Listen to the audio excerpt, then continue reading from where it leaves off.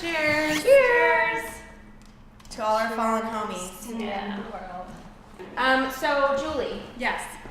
I have 2 cups today. Yeah. Because I've been going to a nutritionist for a few weeks. One of the things that he recommended was that I add a kombucha / probiotic into my daily drinking habits. And but the thing is, like, I've been trying different flavors of this GT kombucha synergy stuff, and like all of them taste like really gamey to me. When I was in high school, my dad decided he was going to make his own kombucha. Like in our home? At home, in our refrigerator. Yeah. And basically what it is it's some sort of a mushroom that ferments in your refrigerator for freaking ever. And it makes babies. Yeah, and it grows. It's called and the mother. And the mother. he would, I mean, none of this shit that you're drinking. No, he would just take that, pour it in a jug, and drink it straight. Yeah. It's disgusting. I've never tried any that was grown in your refrigerator, but this one, I kind of like things that taste and smell bad sometimes. Me too.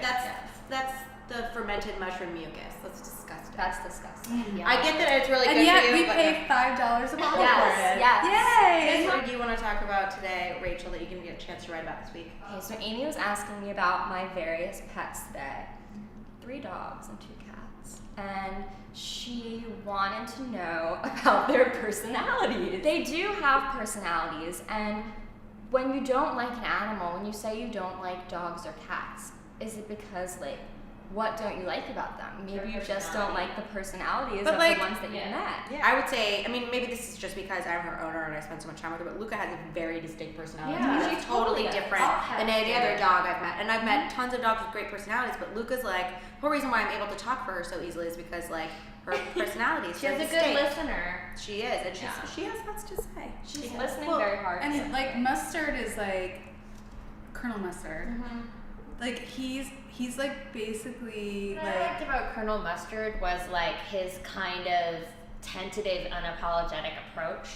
I don't like cats that are all like curious and slink up to me and then like paw at me.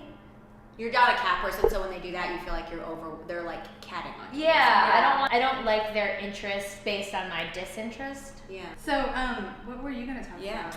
Oh jeez. Okay, so I'm going to talk about this heavy-duty Atlantic article. As they tend to be. Yeah, there's no perfect time to start having kids. Basically, like, okay, so I'm turning 34 in 2 days, and, you know, and when I was in Paris, this older woman asked me if I was going to freeze my eggs, which I felt very discouraged because, you know, when I was asking more questions, I was like, well, does insurance cover this? And they're like, no. Yeah. And you know, is it expensive? Yeah, really expensive. It's really so I was expensive. like, even if I wanted to freeze my eggs, first of all, there's some stupid ass study saying that my eggs are already bad, and then also I don't really have the option because I can't pay the $10,000 specialist. Not to bill. mention, like, is it better that you wait for the right time for you, or that you have it on somebody else's schedule when like you're totally unequipped to handle it? Like, On the heels of feeling like a little bit confused / depressed about that, this article I thought had a really good perspective about fertility in general. And I just want to read his like a sentence that he finally concludes with. He says, "The point is that our lives are not some exercise in game theory. You don't get 1,000 permutations, you get a single story. The most important things, who you love, who your child is, aren't even things you decide." Yeah. like you don't have to like play by a certain set of rules because like that's what you're, you know, like what the sort of biological norms are. And I think it also is about us re-examining what it means to be a parent. And it could mean like, you know, fostering a child. It could mean adopting some child. It could mean like, Being you know, a mentor any for number of children. things that has like absolutely nothing to do with like your egg and someone else's sperm. Yeah. Well, the reason that I like this article, because it isn't about like all the ways in which you should be doing something or you're doing something wrong or you've missed some boat. It's really just like, okay, like everybody's going to endure heartache in their life, whether you're a parent, not a parent, whether you had kids when you were 20 or 40 or adopted or whatever, that it's like There is no perfect scenario. There's no perfect scenario for women.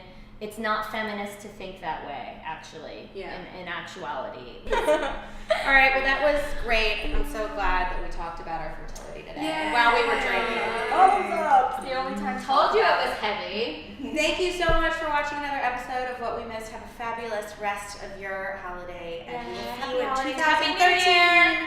Happy New Year. Bye.